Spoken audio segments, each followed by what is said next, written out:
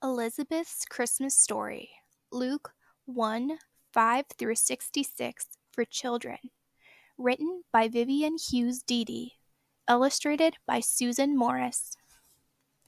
Elizabeth is what I'm called, the wife of Zachariah, well along in life, but never blessed with child. Still, my days were full of serving God and giving praise.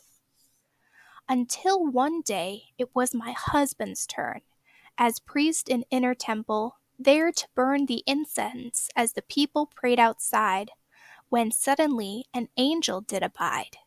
He said, "The Lord appreciates your prayer. Your wife will bear a son. The Lord declares, who will prepare the people of the earth for God's own coming? Name him John at birth." My husband answered, "How can this be so? We two were young so many years ago." The angel said, "From God himself I come. You disbelieve, you shall be stricken dumb.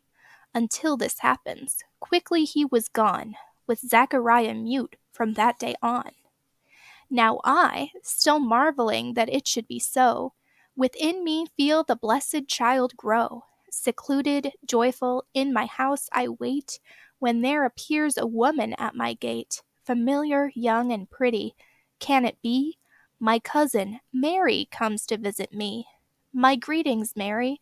At your welcome voice, the babe within me leaps and does rejoice. And God gives me the wisdom to proclaim, most blessed among all women is your name, and doubly blessed will be your coming child, a Savior sent to all unreconciled. But who am I of such low degree, that the mother of my Lord should come to me?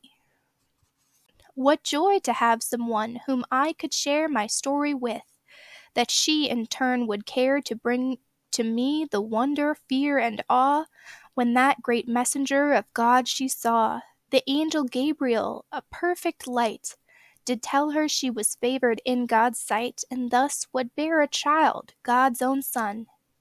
She made reply, "God's will in me be done." Yet how confused she was when once he spoke those tender words of mercy that would yoke the name of Mary to eternity.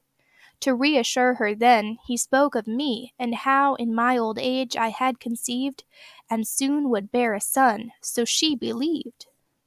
Soon after that, upon a brilliant morn, by God's great grace, a son to us was born. Now everyone who came assumed we'd call him Zachariah, though I said to all, "Not so, he's John." In unbelief, all went to ask the speechless father his consent to name him Zachariah. "John," he wrote. He felt the healing welling in his throat, and voice restored, he prophesied the ways of John his son, and sang a hymn of praise.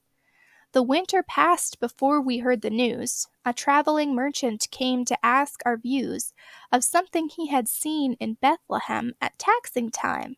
The inn was crowded then, and late a couple came, he worried, old, and she with child great, were rudely told to use the stable. Wakened in the night, the merchant spoke of music, then of light, and stepping out to stable door he saw rough shepherds humbly kneel upon the straw, before a manger where there lay a child of light most holy. Mary, meek and mild, kept adoring watch. What did it mean? The man inquired, haunted by the scene. He must have thought us mad or slightly odd, as we exulting sang, "Thank God, thank God."